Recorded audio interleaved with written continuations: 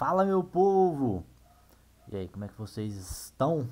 Então, bora para mais uma aulinha? Então, vamos hoje para nossa aulinha de número 10, né? E vamos continuar aí nos princípios de Charles Darwin, beleza? O princípio que eu vou falar aqui hoje é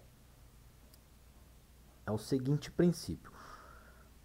Lá no livro, quando a gente pega a teoria de Darwin e vai ler no livro, está escrito: as médias devem ser confirmadas umas pelas outras ali. Só que, quando ele diz isso, na realidade ele quer dizer que um índice deve ser confirmado pelo outro. Né? O que acontece? Lá nos Estados Unidos, os caras lá criaram dois índices, como a gente tem, por exemplo, o índice Ibovespa aqui, que reflete a nossa economia aqui, reflete todas as empresas, as maiores empresas mais negociadas. Os caras lá criaram dois índices diferentes, que é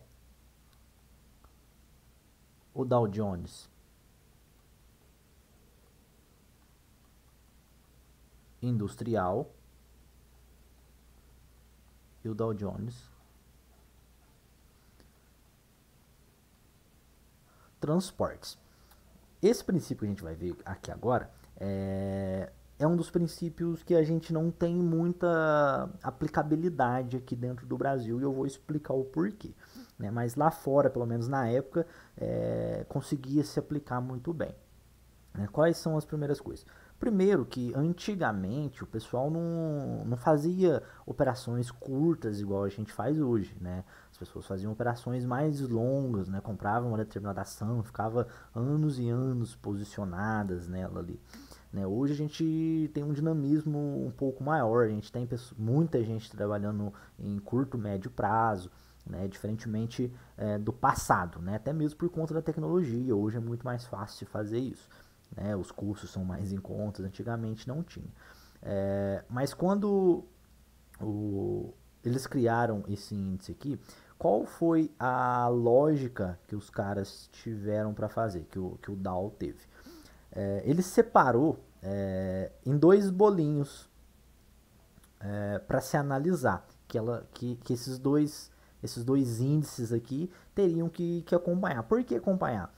Um índice estava representando a indústria aqui, que eu vou representar pela letra A, e o segundo representado pela letra B, que seria o transportes. Então, nesse bolinho aqui, ele pegou todas as empresas que eram do setor industrial. Tudo que era indústria aqui, ele juntou as principais e colocou dentro desse índice. Então, beleza. Então, tem um índice, eu tenho várias empresas da área industrial e eu tenho um cálculo ali, vamos imaginar, dessas 10 empresas industriais aqui, as 10 estão subindo. Então, beleza, esse índice, teoricamente, vai estar subindo. E pegou todas as empresas, as maiores ali do transporte, e colocou tudo aqui também.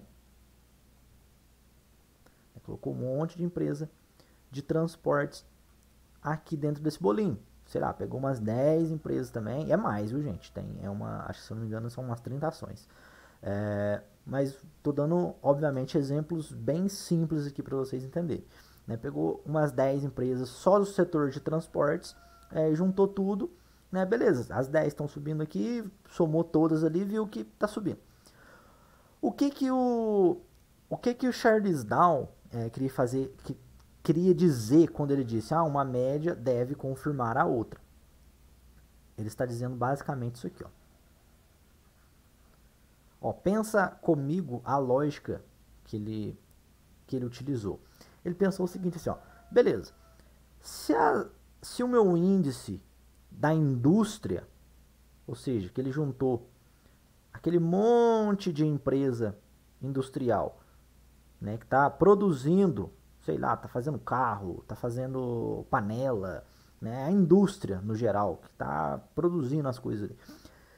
Se esses caras estão crescendo, se eles estão subindo, se eles estão produzindo mais, a galera que vai transportar esses produtos da indústria também tem que estar crescendo,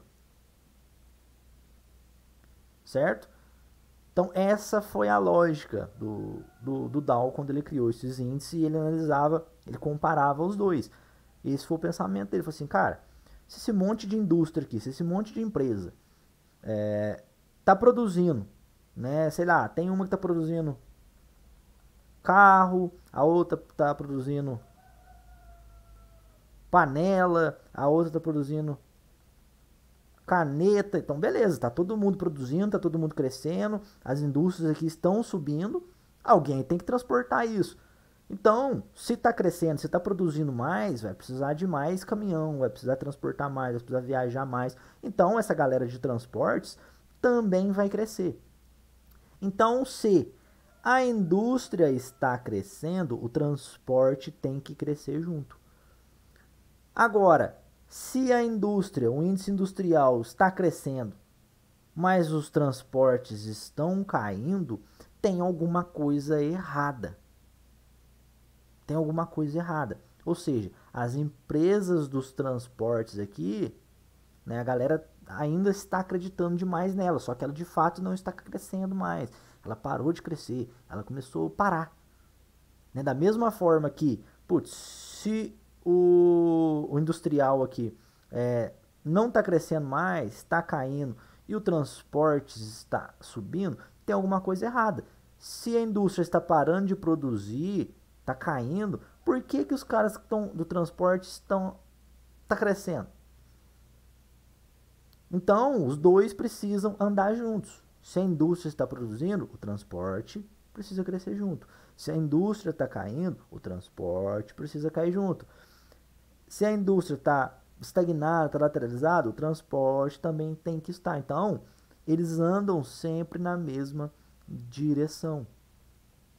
Então, Charles Dow fala que quando eles não estão na mesma direção, tem alguma coisa errada acontecendo. Então, nesse momento, você já tem que começar a ficar um pouco mais esperto para possíveis acontecimentos, para pensar em sair de uma determinada papel. Porque antigamente não era igual hoje. Hoje a gente tem muitas empresas diferentes cotadas na Bolsa de Valores.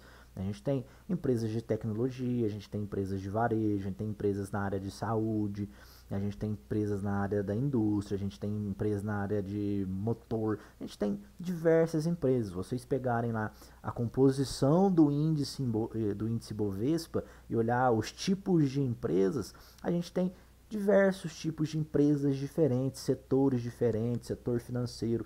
Antigamente não tinha tanto setor assim. Né? Antigamente você tinha mais indústria. Né? Foi quando ele escreveu a teoria, foi mais de 100 anos atrás, então foi na época da Revolução Industrial, então se tinha mais indústrias, não tinha uma gama tão grande ali. Então, tinha galera que produzia e tinha galera que entregava. Né? Então, eram empresas muito grandes. Então, ele pegou essas principais empresas e ele comparou, ele ficava comparando uma com a outra. Então, toda vez que ele iria fazer alguma operação, ele estava posicionado, ele olhava o índice. Como é que esses índices estão? Né? Como é que a indústria tá? Como é que os transportes tá? Tá indo junto? Beleza, então faz sentido eu estar comprado nessa indústria. Só que hoje, nos dias de hoje, a gente tem uma gama muito grande, então fica muito difícil a gente fazer isso. Por quê? Às vezes o setor industrial tá um pouco mais fraco, mas o setor financeiro às vezes está melhor, às vezes o setor de saúde está melhor, às vezes o setor de varejo está um pouco melhor. Né? Então, ficou muito difícil analisar. Né? E outra coisa, aqui dentro do Brasil, a gente não tem esses índices específicos. Né? A gente tem o índice Bovespa, que é o mais conhecido, né? A gente tem o IBR20, tem o BX, que são 50 ações, então não tem uma especificidade ali para a gente pegar e fazer essa comparação.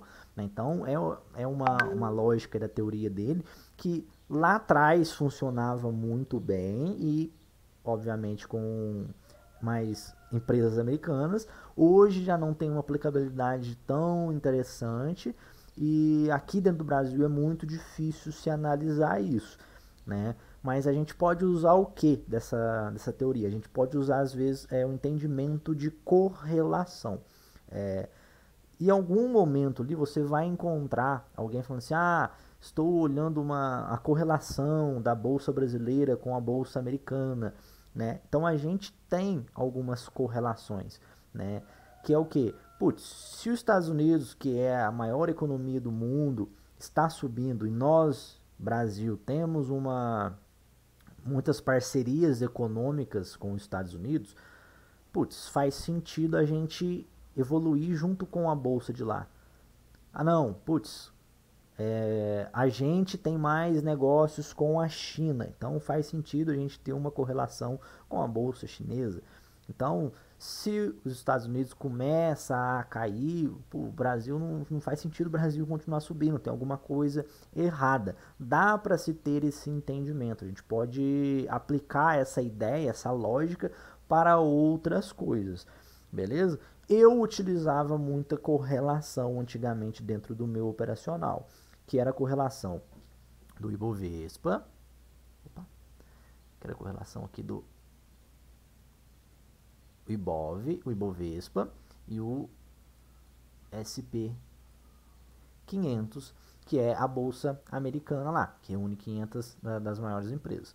Então, se o Ibovespa estava subindo, o SP 500 também tinha que estar subindo, né? Eu parei de usar essa correlação aqui porque eu fui com o tempo, eu fui enxugando um pouco mais o meu operacional, fui retirando algumas coisas para deixar ele mais simples. Por quê? Essa correlação, não existe uma correlação perfeita, né? Ainda mais para eu que estou dentro de um curto prazo, né?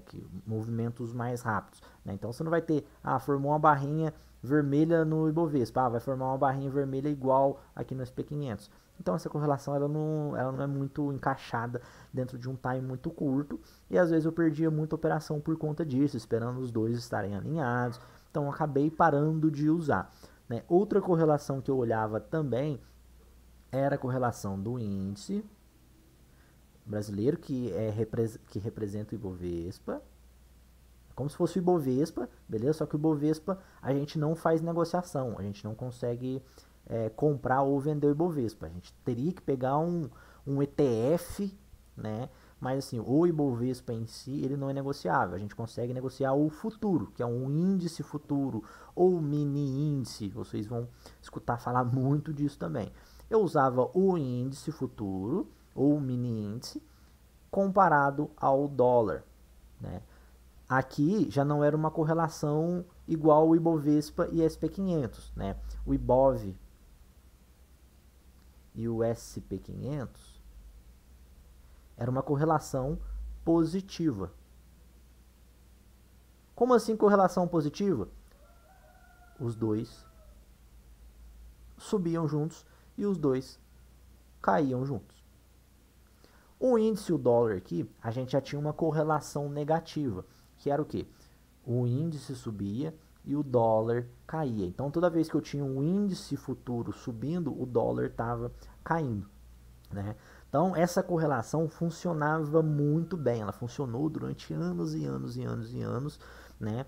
Da abertura dos futuros ali, índice dólar, das 9 horas até as 10, era quase que perfeita. Quase perfeita. Sim. Era o índice subindo e o dólar caindo. Era raríssimo, raríssimo, raríssimo acontecer algo diferente. Depois das 10 horas, essa correlação se perdia um pouco, mas ainda continuava em uns 70% do tempo. Mas assim, na primeira hora do dia, assim, era uma correlação absurda, né? Não vou dizer que 100%, mas era bem próximo, tipo uns 97, 98, sim, andava bem juntos ali. O índice subia, o dólar caía, né? Com o tempo, a gente teve algumas mudanças estruturais macroeconômicas ali, né? Porque a gente sempre teve aquela lógica de, o juro subiu, o cara traz o dinheiro de fora do Brasil, aplica no Brasil, o que faz a moeda desvalorizar. Ou seja, faz o dólar desvalorizar aqui, porque o cara tem que comprar real. Então, se ele compra muito real, oferta e demanda, o dólar cai, o real sobe. Então, o dólar cair. Se o cara está trazendo dinheiro aqui para dentro do Brasil, compra empresas, então sobe o lado de cá. Então, um ia para um lado, um ia para o outro. A gente teve algumas mudanças estruturais macroeconômicas ali, que também é um conceito um pouquinho mais complexo para uma aula introdutória aqui de teoria de Dow, né? Mas era basicamente isso. Como a gente teve essas mudanças, a correlação se perdeu muito. Hoje a gente não consegue ter essa correlação mais. Então também parei de usar a correlação índice e dólar. Né? Índice subia, dólar caía. Dólar subia, índice caía. Né? Essa correlação se perdeu e eu também parei de usar. Hoje eu não uso mais correlações, mas entretanto eu tenho que passar aqui para vocês os conceitos básicos da teoria, né? A gente tem a gente tem uns 9 princípios de Dow ali, só que eu estou tentando passar os mais importantes, os mais conhecidos, e eu já estou embutindo os outros princípios dentro de alguns ali, né? Então vai faltar um dos princípios importantes aqui para a gente. O movimento de preço segue uma tendência que é parecido com o que eu expliquei lá, sabe? Tendência de alta, tendência de baixa e lateralidade. Só que aí é num contexto maior, em tendência primária, secundária e terciária, que eu vou deixar para falar desse princípio quando a gente for estudar um negócio chamado fractal, né, que aí vocês vão conseguir interpretar isso com mais facilidade. Então vou deixar esse princípio para depois e vai sobrar um outro princípio aqui que é um princípio válido também, que é o volume deve confirmar a tendência, que vai ser na próxima aula, beleza? Então esse princípio que eu expliquei hoje aí, ele não tem tanta adaptabilidade, mas é um princípio relativamente importante, porque mais para frente vocês vão ver algumas coisas que são correlacionadas positiva ou negativamente.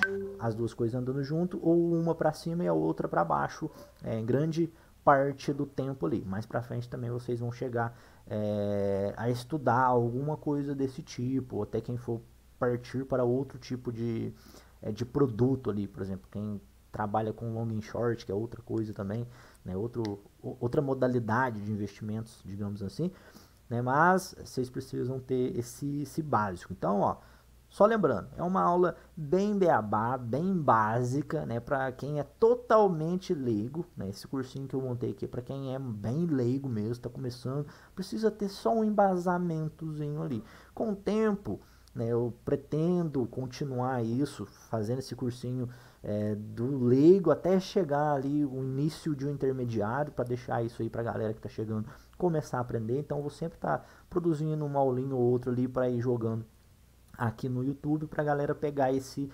basicão, não chegar tão cabaço, tão despreparado. É porque a maioria das pessoas chegam com um despreparo muito grande e não sabe nada e também não sabe por onde começar.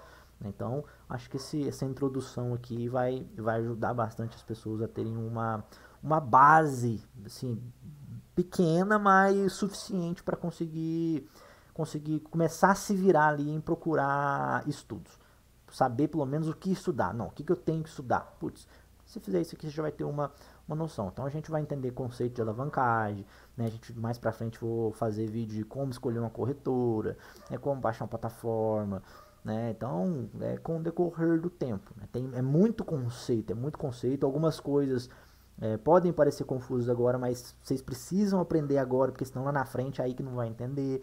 Né? Algumas coisas eu não posso falar agora, eu acho que é importante eu pular para que posteriormente, quando eu for explicar alguma outra coisa, eu explique junto, porque aí vai fazer mais sentido, né? Igual eu disse da tendência primária, secundária e terciária.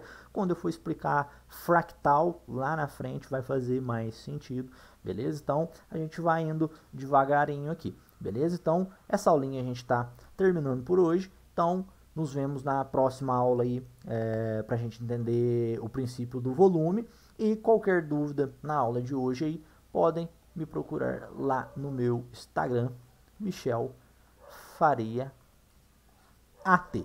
Beleza? Então, tamo junto e até a próxima aula.